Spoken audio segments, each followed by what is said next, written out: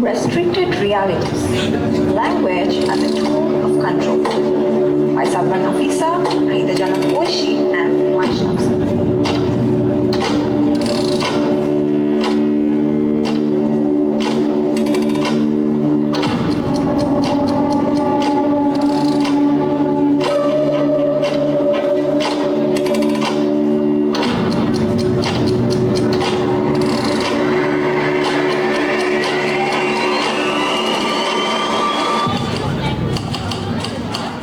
George Orwell, in his book 1984, said that war is peace, freedom is slavery, ignorance is strength. These phrases are not just from fiction, they are warnings. They remind us how language can become a tool of control, shaping how we think, what we believe, and who we are. Can you translate the words Abhiman and Maya in English?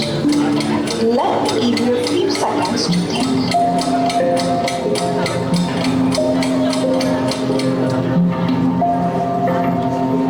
It might feel difficult to find synonym of this word in English.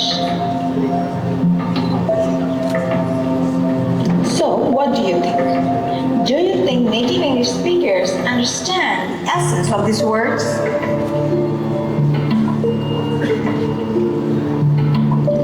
If a word is not in your repertoire, you cannot think of that idea. If there is no word for rebellion, can you imagine what it looks like? In George Orwell's 1984, the government takes control by creating a new language called newspeak. Words like freedom and individualism are erased, making it impossible for people to even think about resisting. Without the words, the very idea of rebellion begins to vanish.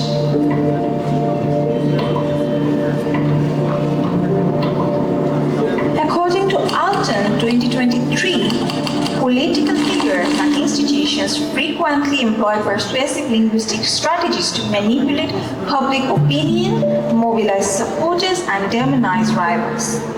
They manipulate people's perceptions of policies, politicians, or societal concerns through well-timed speeches, campaign slogans, and media narratives.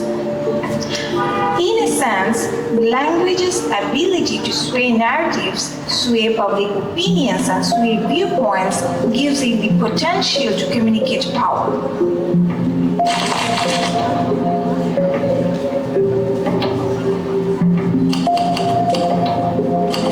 Let us dive deep into more such propaganda slogans and mottos. Are you ready? Unity is strength. On one hand, it would mean cooperation, solidarity, and teamwork to overcome challenges, and on the other hand, it would mean sidelining diverse opinions by promoting authoritarian control for the greater good. On one hand, it would mean individuals prioritizing society over personal interests, leading to collective progress, and on the other hand, it would also mean justifying unethical decisions by framing them as necessary sacrifices. Your safety is our priority could mean reassuring citizens that their well-being is the top priority, and also it would mean making intrusive surveillance or restrictive policies. The people's choice on one hand could be portrayed as collective will of the majority, creating a sense of democracy and shared decision-making, and could also create passion or individuals to conform to what's perceived as popular. Propaganda has been used across history to rally people or suppress dissent. During global conflicts, ambiguous and manipulative phrases encourage self-sacrifice, often hiding the harsh realities of war. Propaganda isn't just history, it has evolved. Today, it's on your phone, every hashtag, every trending phrase can subtly shape how you see the world. Words are crafted to evoke fear, trust, or division.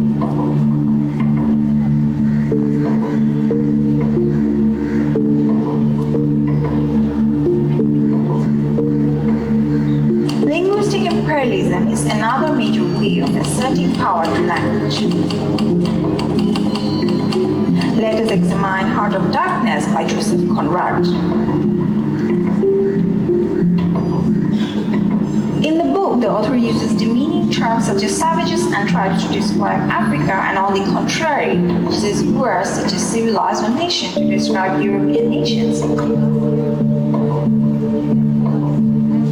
Secondly, the entire narrative of Heart of Darkness is conveyed from Marlowe's perspective. An Englishman, storytelling in English has become the sole medium through which the colonial experience is shared.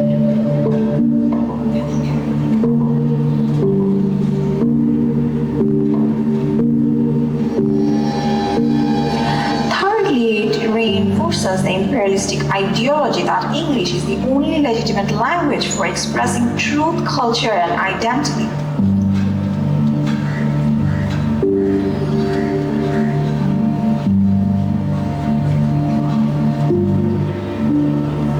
Moreover, African characters in the novel are often silent or have their voices filtered through European characters. For example, the Africans' words are often unintelligible to Marlowe, who can only interpret them through the lens of European language.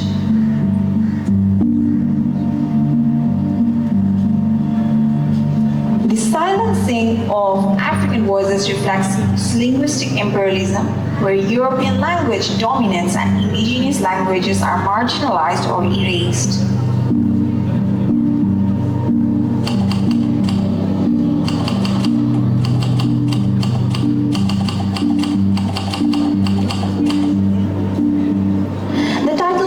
Darkness itself is an example of linguistic imperialism. By labeling Africa as the dark continent, Conrad uses language to frame the African landscape as a place of barbarism and ignorance.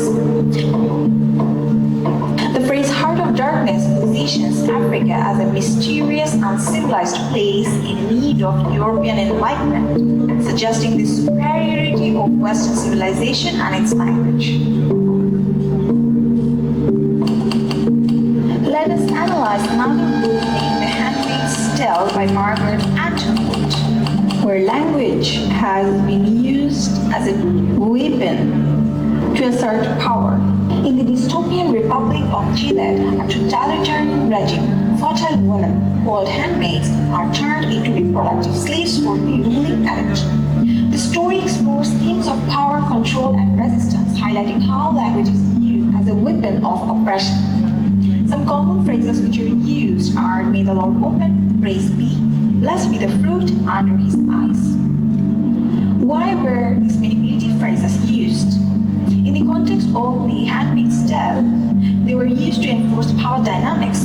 For example, by scripted interactions, Gilead suppresses free thought and individuality, forcing people to speak only within the confines of approved language. 2. To legitimize oppression. Religious phrasing lends divine authority to oppressive practices, making them seem morally justified. Thirdly, they were used to create fear and conformity. Constant reminders of surveillance through phrases like "under his eye" keep citizens in a state of paranoia and obedience. And lastly, those were used to suppress rebellion.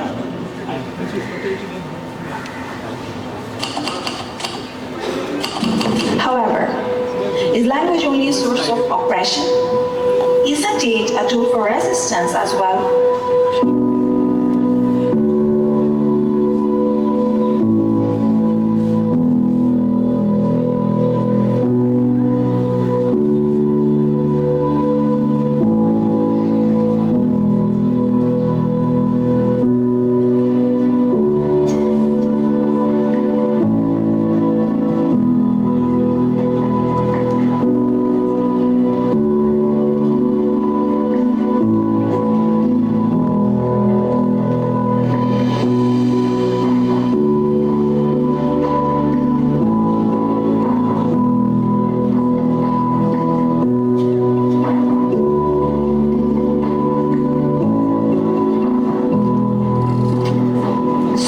What's your thought on the use of language around you every day?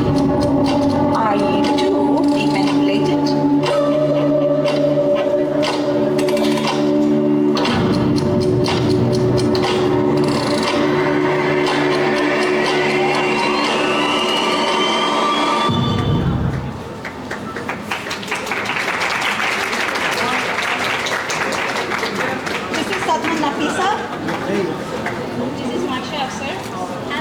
Nahida Jannat Oishi. Language is power, power is language. Thank you for watching.